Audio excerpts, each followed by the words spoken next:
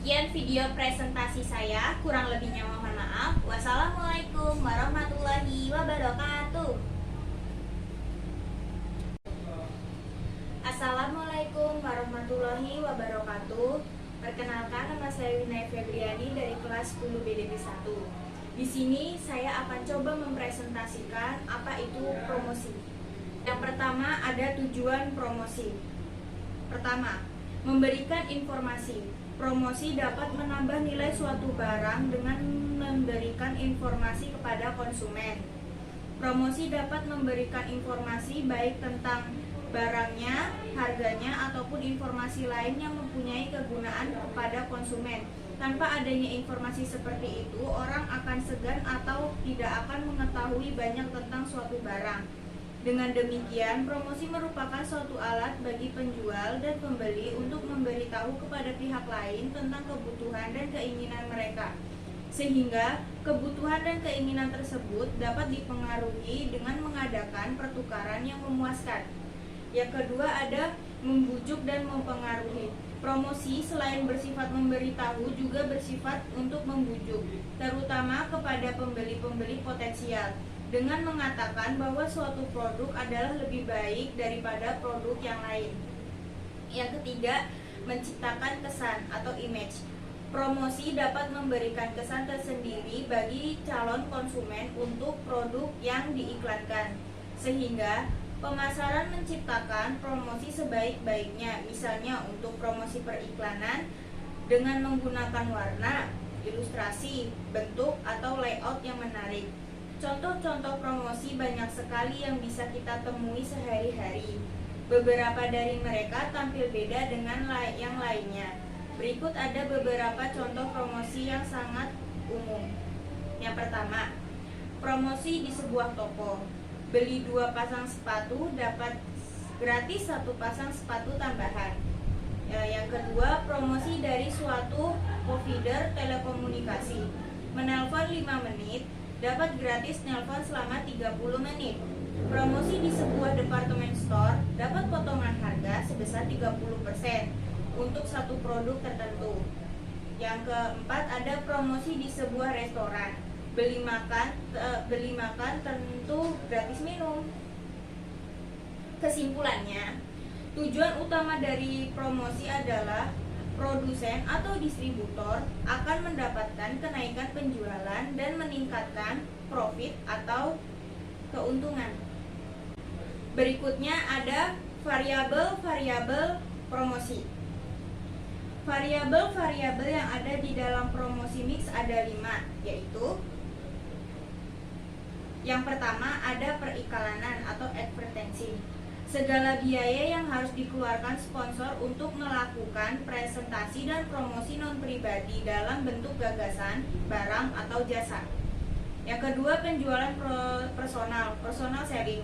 Presentasi pribadi oleh para wiraniaga perusahaan dalam rangka mensukseskan penjualan dan membangun hubungan dengan pelanggan.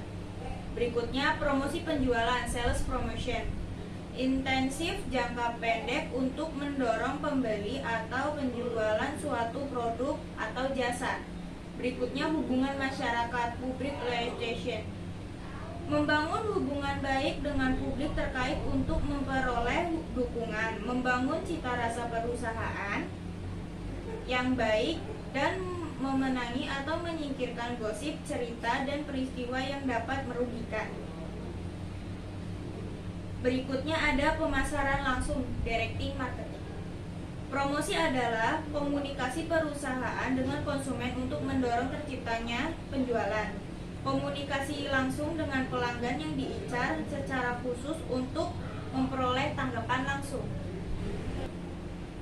Yang pertama, menentukan tujuan. Tujuan promosi merupakan awal untuk kegiatan promosi. Jika perusahaan menetapkan beberapa tujuan sekaligus, maka hendaknya dibuat skala prioritas atau posisi tujuan di mana yang dihendak dan dicapai lebih dahulu. Berikutnya, mengidentifikasi pasar yang dituju. Segmen pasar yang ingin dicapai oleh perusahaan dalam promosinya harus dapat dibatasi secara terpisah menurut faktor demografis dan psikografis. Pasar yang ditunjuk harus terdiri atas individu-individu yang sekitarnya bersedia membeli produk tersebut selama periode yang bersangkutan. Berikutnya, menyusun anggaran. Anggaran promosi sangat penting untuk kegiatan-kegiatan perencanaan keuangan dari manajer pemasaran. Anggaran digunakan untuk mengarahkan pengeluaran uang dalam mencapai tujuan tersebut. Berikutnya, memilih berita. Tahap selanjutnya dimulai dengan berita yang tepat untuk mencapai pasar yang dituju tersebut. Sifat berita itu akan berbeda-beda, tergantung pada tujuan promosinya. Jika suatu produk itu masih berada pada tahap perkenalan dalam siklus hidupnya, maka informasi produk akan menjadi topik utama. Sehingga pada tahap selanjutnya, perusahaan lebih cenderung mengutamakan tema promosi yang bersifat persuasif. Yang berikutnya ada menentukan promotional mix. Perusahaan dapat menggunakan tema berita yang berbeda-beda pada masing-masing kegiatan promosinya. Misalnya, hubungan masyarakat dapat dilakukan untuk mencapai kesan positif terhadap perusahaan di antara para pembeli. Berikutnya, memilih media mix. Media adalah saluran penyampaian pesan komersial pada khalayak sasaran.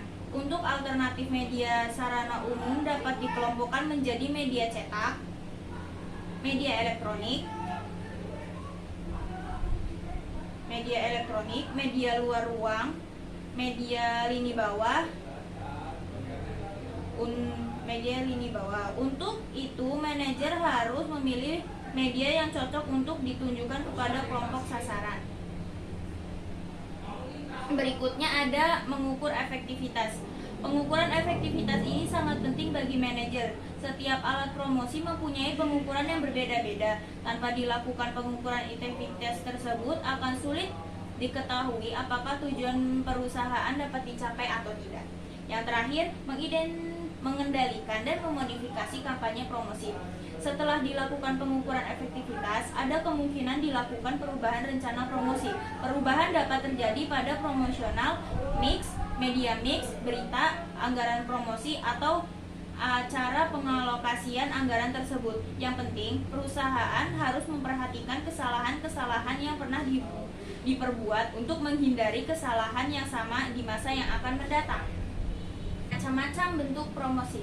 Promosi adalah mengiklankan suatu produk atau merek, menghasilkan penjualan dan menciptakan loyalitas merek atau brand. Ini adalah salah satu dari 4 elemen dasar bauran pemasaran yang mencakup 4P: price, produk, promotion, dan place atau harga. Produk, promosi, dan tempat. Berikut adalah macam-macam bentuk promosi. Yang pertama ada advertising. Marketing atau pemasaran dan advertising atau periklanan adalah dua istilah yang berbeda meski keduanya memiliki tujuan yang sama, meningkatkan penjualan. Menurut definisi, marketing adalah kegiatan rangkaian proses untuk menciptakan, mengkomunikasikan, menyampaikan, dan menukarkan penawaran yang bernilai bagi konsumen, klien, mitra, dan masyarakat luas. Dengan kata lain, ini adalah perencanaan, pelaksanaan, dan analisis kegiatan usaha yang sistematis yang ditunjukkan untuk menukarkan nilai penawaran untuk penjualan. Sementara advertising adalah tindakan untuk menarik sesuatu kepada perhatian publik, khususnya dengan menginformasikan bayar informasi produk dan layanan bisnis kepada calon konsumen. Iklan memiliki beberapa karakteristik sebagai berikut. Suatu bentuk komunikasi, non-personal komunikasi, menggunakan media massa sebagai masifikis pesan, menggunakan sponsor yang teridentifikasi. Berikutnya bersifat persuasi khalayak, bertujuan untuk meraih audiens sebanyak-banyaknya. Berikutnya berdasarkan tujuan, iklan diklarifikasi menjadi 3 jenis, yaitu ada iklan informatif atau informative advertising, bertujuan untuk membentuk atau menciptakan kesadaran, pengenalan, dan pengetahuan tentang produk atau fitur-fitur baru dari produk yang sudah ada. Berikutnya iklan persuasif atau persuasive advertising, bertujuan untuk menciptakan kesukaan, preferensi, dan keyakinan sehingga konsumen atau membeli dan menggunakan barang dan jasa. Iklan reminder atau reminder advertising, bertujuan untuk mendorong pembeli ulang barang dan jasa, menjaga kesadaran akan produk, dan menjalin hubungan baik dengan konsumen.